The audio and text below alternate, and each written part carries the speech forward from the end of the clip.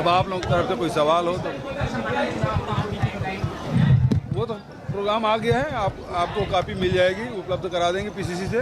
BJP सवाल उठा रही है कि राहुल गांधी जी ने जो कहा है वो पूरा नहीं हुआ है छत्तीसगढ़ में फूड प्रोसेसिंग को लेकर।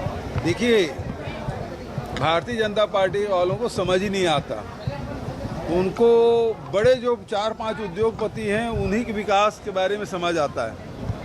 गांव के गरीब लोगों के और वहां से जुड़े हुए जो उद्योग है उसके बारे में समझ नहीं आता। चाहे हम कोंडा गांव चल रहे, कोंडा नार के जो तिखुर का सेक है,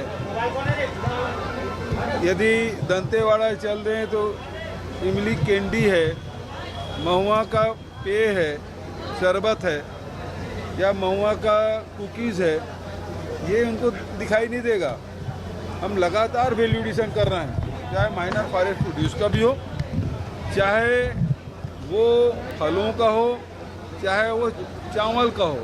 यदि आप गोरेला पेंडा मरवाही में चल रहे, वहाँ ढेकी की चावल सप्लाई नहीं कर पा रहे हैं। सूरजपुर में जवा फूल के चावल है उसको सप्लाई नहीं कर पा रहे हैं।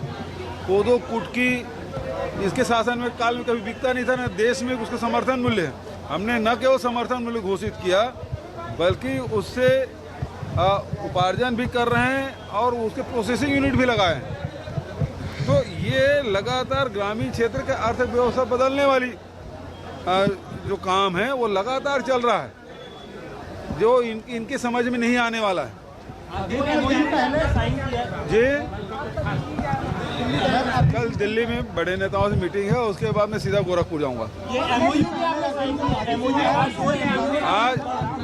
आज ये है भाभा एटॉमिक रिसर्च सेंटर के वैज्ञानिक आए थे, जिसमें 2 प्रकार के एमओयू हुए।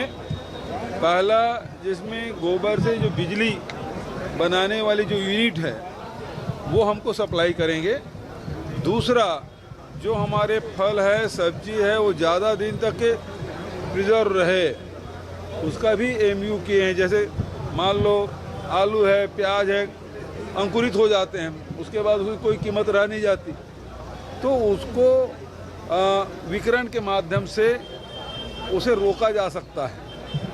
वो समझौता किया गया है। तो यहाँ जितने भी अभी वो रिसर्च कर रहे हैं महुआ का फूल ज़्यादा दिन तक टिके, ख़राब मत हो, इमली ज़्यादा दिन तक के टिके, ताकि हमारे जो संग्राहक हैं उसको ज़्यादा लाभ मिले।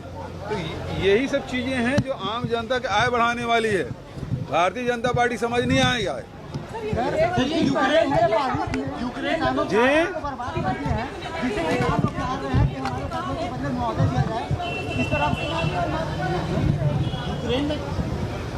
देखिए, सावरकर के जीवन को आप देखें तो 2 पार्ट में बांटा जा सकता है। एक पार्ट में जिसमें वो क्रांतिकारी के रूप में रहा, और दूसरे पार्ट में आप देखेंगे जेल जाने के बाद वो 13 बार माफ़ी मांगे, और वहाँ से निकलने के बाद कभी अंग्रेज़ों के खिलाफ एक शब्द नहीं कहा। और वही व्यक्ति है जो 2 राष्ट्र का प्रस्ताव उन्होंने रखा, और उसका समर्थन मुस्लिम लीग ने किया। ये 1925 में किए, और मुस्लिम लीग ने 1936 के आसपास किया। तो ये देश को बांटने वाला जो प्रस्ताव है सबसे पहले सावरकर ने किया।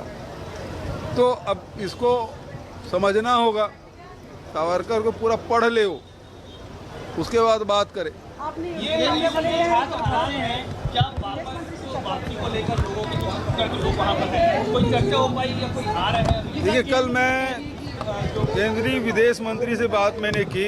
हमारे छत्तीसगढ़ में फंसे हुए जो छात्र हैं उसे निकालने के लिए उनसे बात की, और उन्होंने बताया कि जो पड़ोसी देश हैं उसके वहाँ से निकाल के ला के यहाँ से हवाई मार्ग से लाने की बात। आज 7 बच्चे हमारे छत्तीसगढ़ के भी आ रहे हैं, लेकिन हम सबकी चिंता है कि जल्दी जल्दी उसकी वापसी हो।